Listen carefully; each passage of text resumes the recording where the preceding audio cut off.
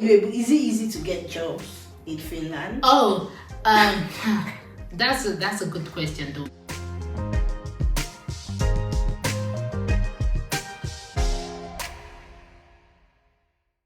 Hi guys, hello and welcome back to my channel. It is Busayo here again. If you are new here, welcome. My name is Busayo and I live in Helsinki, Finland. Yes, I said Helsinki. I'm a nurse, and yes, I have someone amazing here on my channel, and we're going to be having a great conversation. But I've been looking forward to having this conversation because it's really important, especially here in the abroad, as we all say.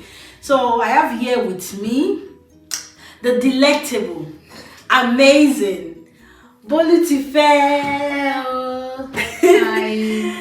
So do you want to introduce yourself a bit for people that are new here? Yeah, I don't know how to do that, but hey you guys, what's up and welcome to Busayo's channel. My name is Bolutife, but of course you can call me Tife. Yeah, if you know Bolutife's channel, you know she says that a lot. Yes, I do. So how are you? I'm good. How is work, studies, masters? Everything is good, everything is going good, and I'm super happy to be on your channel. Yeah.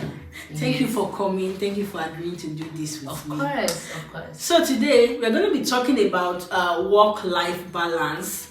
I've noticed that a lot of people, when they get here, they focus majorly a lot on work, like working from morning to evening. In fact, some people work. Do you know that some people work like pit car? For example, nurses, there's something we call pit car, and that pit car you work for 14 hours. Yeah. I think 16 hours.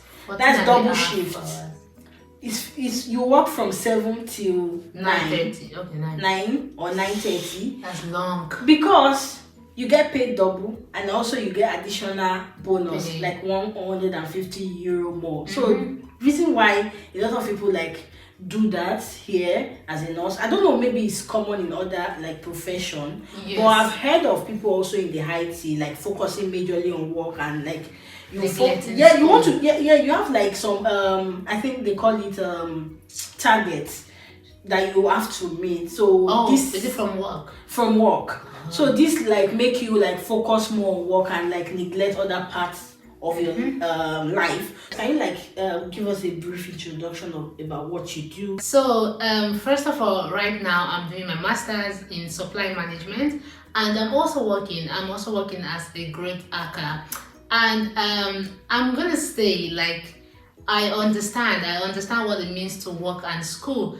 and it's two ways. At first, when I was doing at the beginning of my master's, I was doing maybe 25 hours per week, which is the recommended hours. Yes. And the government actually know what they were doing when they said that, because then you can well balance, it's just 25 hours and you have time to study. But then I started working as a grade ACA here, and now I'm working 40 hours per week. Oh my God.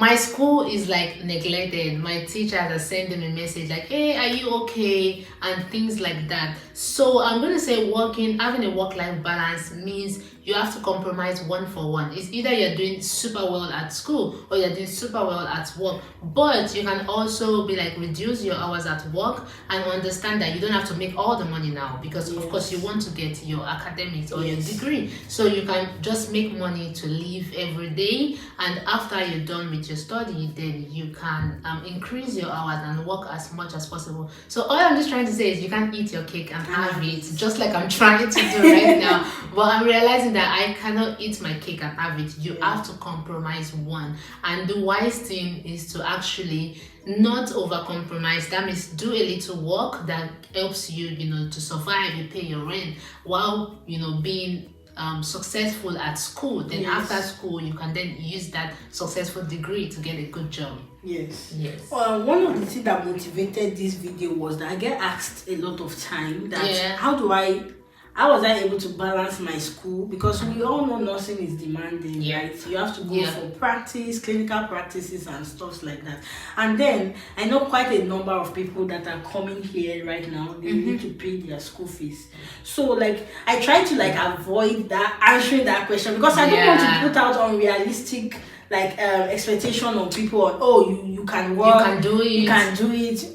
That is why I avoid that question. So How many hours do you think you can work per day that it will not like it will not give a negative effect on your studies? Yes. Because I know that there are assignments to do. They are like, oh my theses. God.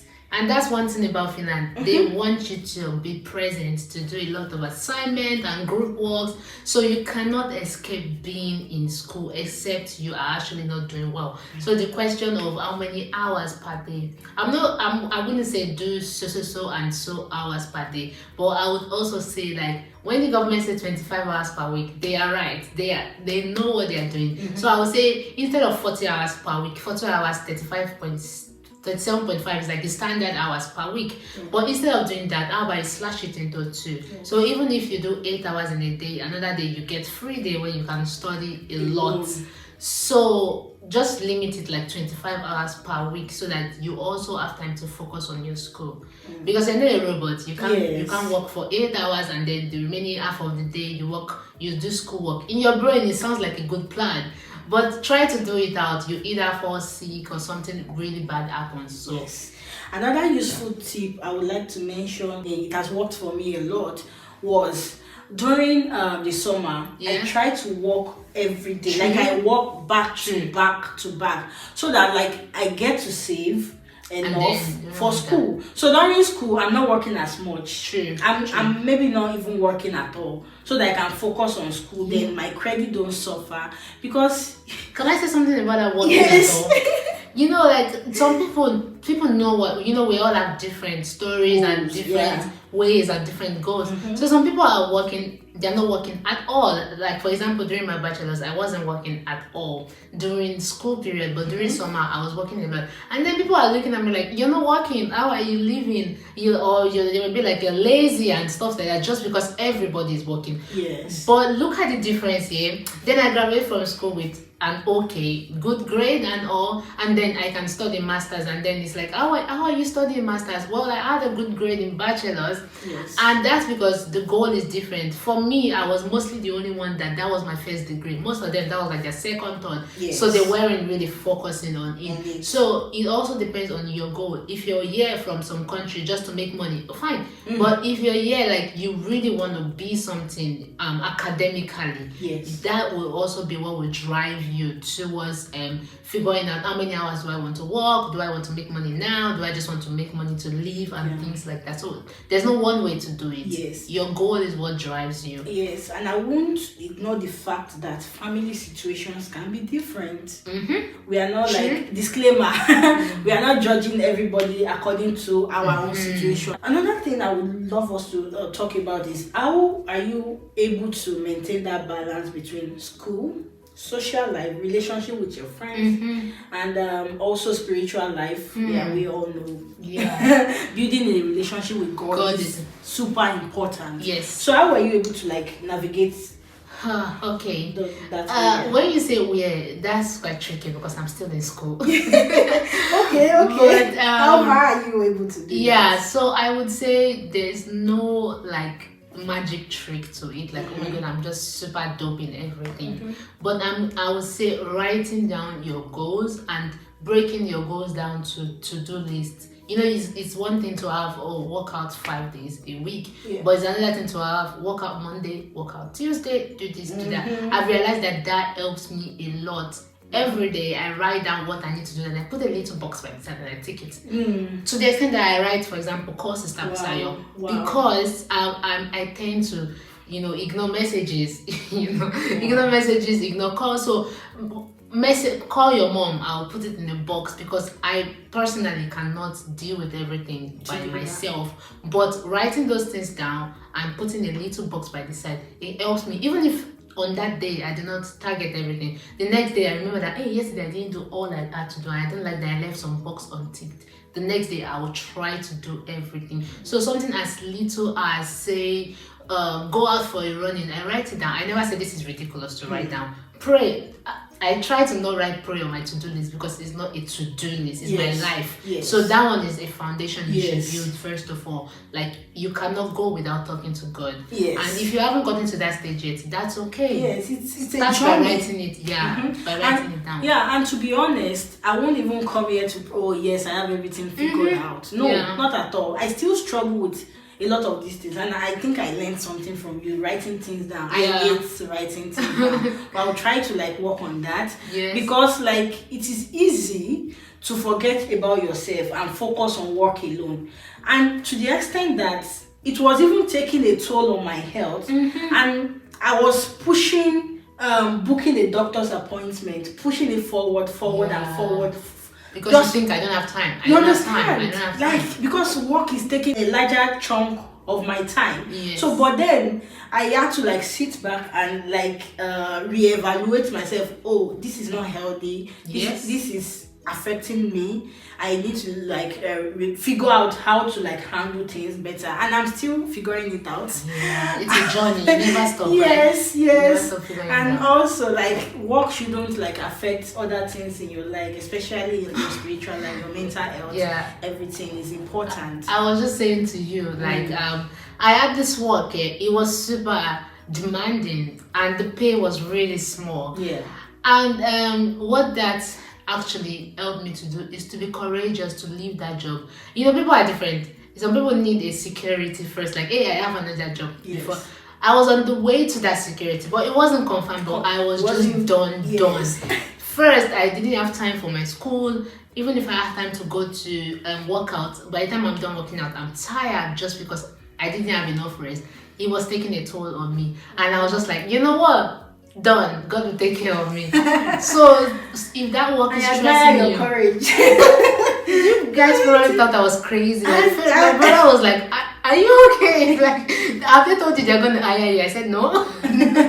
But I was just so stressed out. So if your own way, it was becoming more toxic. It was becoming more. I even told my boss that this is becoming more like a burden than a job, and I wasn't gonna have that. So I wasn't gonna jeopardize like my health and my school, and also having little money. I mean, then I was just broke and doing bad at school and doing bad in my relationship and not calling my parents and things like that.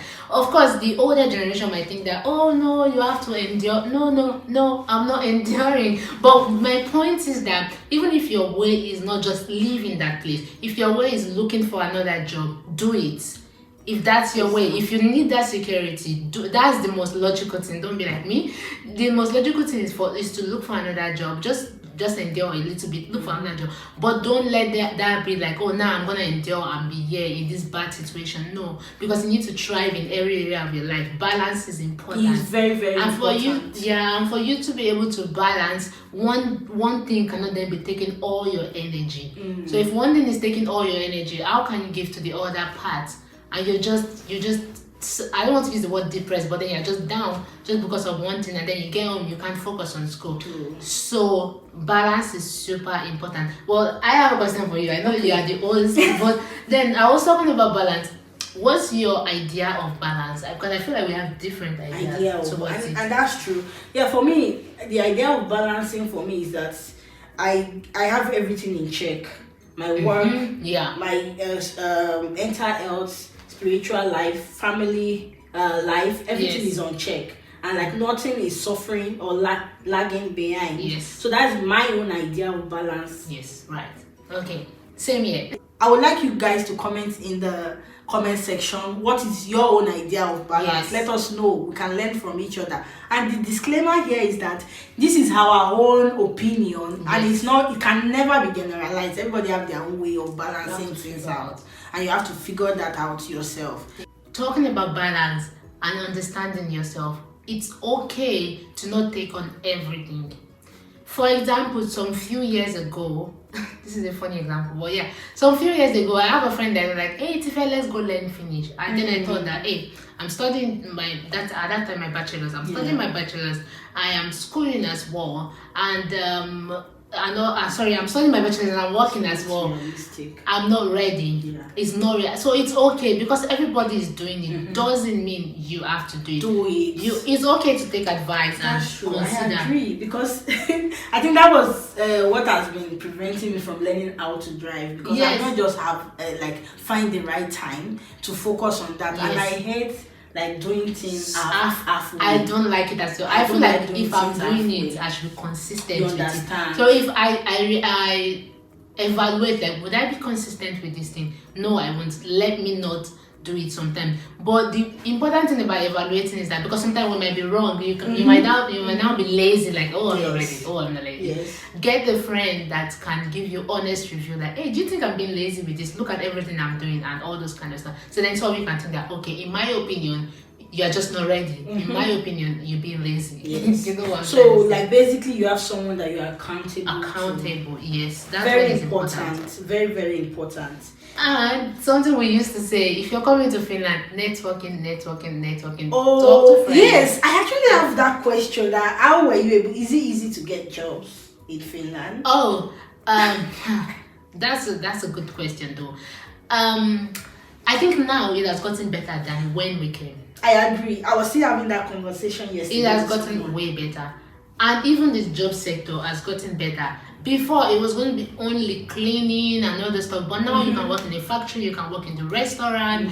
It's getting more opened, and that's why it's very important. Do you know that I have someone that got a job selling ice cream? I'm like, if you had come here 3 years ago, you wouldn't not possible. So now you can be in shops. Yeah. You can be in clothing stores. Yeah, you can do that as alongside your studies. So all I'm trying to say is that don't listen to some people can still say, oh no, you would never get a job. Somebody told me that, oh, don't even dream you're gonna cling to you. I was like, nope, don't tell me that.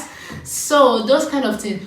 I have somebody that came to when I was working in the restaurant. Then he needed a job, and my boss gave him a job immediately. Not immediately. Then I was like, hey, I'm gonna leave, and then he's like, let's call this person. Wow. So you don't know when what impact you're gonna make by just going around and asking, do you have a job?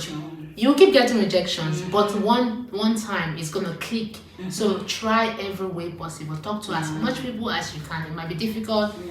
If you're like me, and just do all those things. Go out shops to shop, places, LinkedIn, just do all those network, associate with people. There is an important saying that says that a closed mouth is a closed destiny. That's true. So please don't stop asking questions. Do not stop doing that. Some people hate you for that though, because some people don't like me because I ask so much questions. Yeah, and I try to respond as much people that come to my DM to ask questions about Finland, and I've seen nice reviews, and yes, I would like to connect with you guys that are just coming, and I hope you land safely, and I hope that your resident permit doesn't take too long time. And let us know if you have any questions for both of us. Yes. Our channel, I will put the link on the description box, and also it shows on the screen.